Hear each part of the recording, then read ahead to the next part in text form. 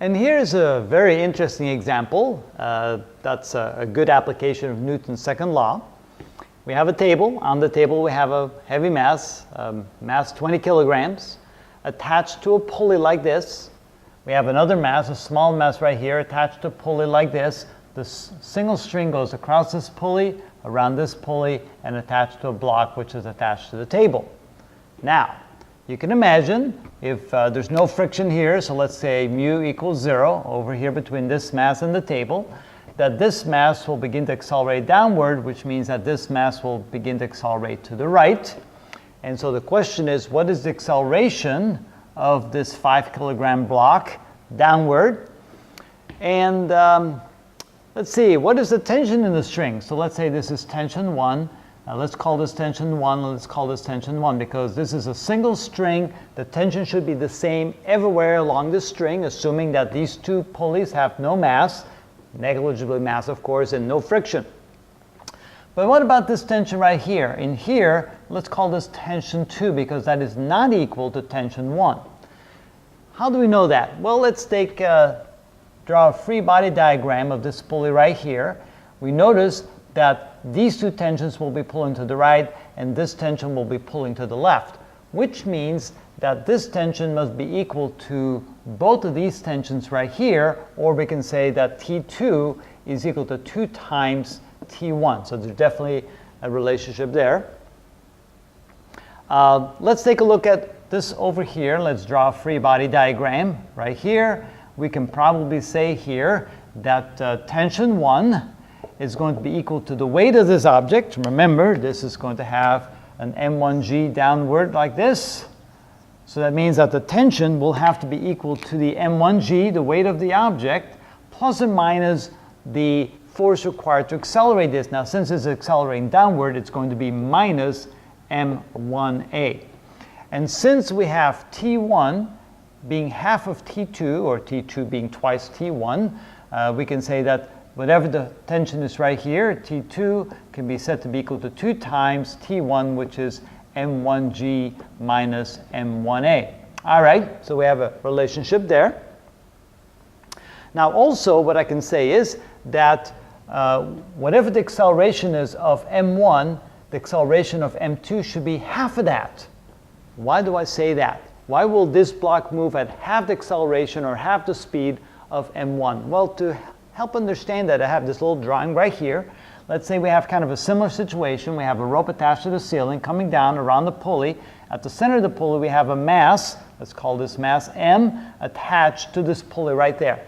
Now if I pull on the string on one end right here and lengthen this by delta L, if I lift this up a distance of delta L, notice that the pulley will only go up about a half a delta L, not about, but exactly half a delta L, because this delta L is accounted for in a piece on this side of the pulley and a piece of string on this side of the pulley. So if you add these two up, you'll get a total of a full delta L, which means that the pulley only moves up a half a delta L. So same here, when this drops a certain distance, let's say delta L, then this mass will only move to the right a half a delta L, which also means that whatever the acceleration is for this mass right here, so I call this A1, and I call the acceleration of this one A2, I can then say that A2 is only half of A1.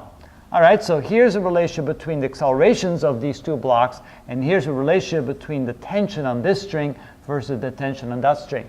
Now also see that this tension right here will cause this block to accelerate. So using Newton's second law, we can say that F equals ma.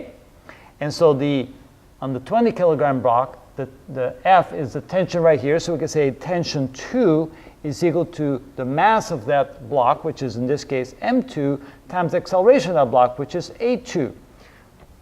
And over here I have tension 1 is equal to m1g minus m1a.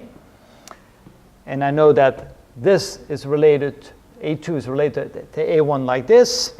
Now if I put it all together, I can say that T2 is twice T1, so I can say that this is equal to twice this, so M2 A2, so I can say that M2 A2, which is equal to T2, is equal to 2 times T1, which is M1G minus M1A.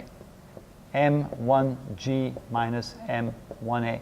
And finally, since a2 is half of a1, I can replace a2 by half of a1, so I can write that m2 times 1/2 a1 is equal to 2 times m1g minus m1a. And now I have a single equation with only one unknown in it, which is acceleration. Wow. So I used the concept that t2 was twice t1 and that a2 was 1/2 a1, and then I solved for the equation where t1 was related to the acceleration. I guess this would be a1 of this block right here, and t2 is related to the acceleration of block number 2. Then I can combine the two equations. Now I have a single equation with just the acceleration in it. So now I just have to solve for acceleration 1. So I can call this, I guess, acceleration 1. All right, so how do I do that? How about if I multiply both sides by 2 to get rid of the 1/2? So now I have m2a1 is equal to 4 times m1g minus m1a. So I can go ahead and multiply that through to get rid of parentheses. So m2a1, call this a1, is equal to 4 m1g minus 4 m1a1. Now I can go ahead and move this over to the other sides. So we have m2a1 plus 4 m1a1 is equal to 4 m1g. Then I can factor out an a1. So I have a1 times m2 plus 4 m1 is equal to 4 m1g.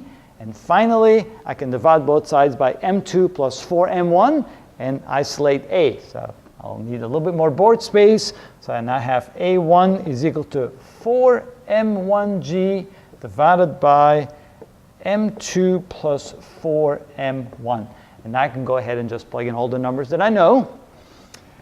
Let's see, m1 is 5 kilograms. So I have 4 times 5 times 9.8 divided by m2, which is 20, plus 4 times m1. 4 times 5 is 20 as well. That would be 40.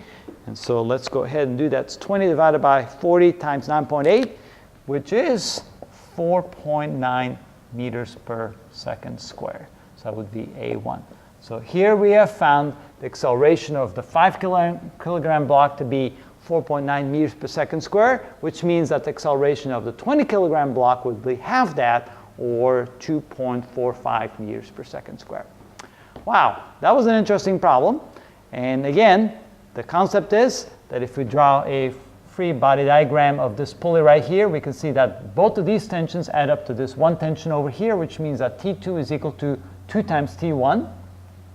Also, we know that as the 5 kilogram block moves this way and therefore pulls on the string, that whatever distance this one covers only half the distance. So whatever the acceleration is of this block, that means this block only has half the acceleration. So we have that relationship right there. Then we use Newton's second law on both sides. We use it here on the left side, F equals ma, which means T2 equals m2a2. And over here, T1 equals m1g minus m1a. Then we can set those two equal to each other. Actually, this one, T2, will be twice this one. We end up with a single equation with just a1 in it as a single variable, which we then algebraically solve, and voila, we got the answer. All right, a little more challenging, but that's how you do that problem.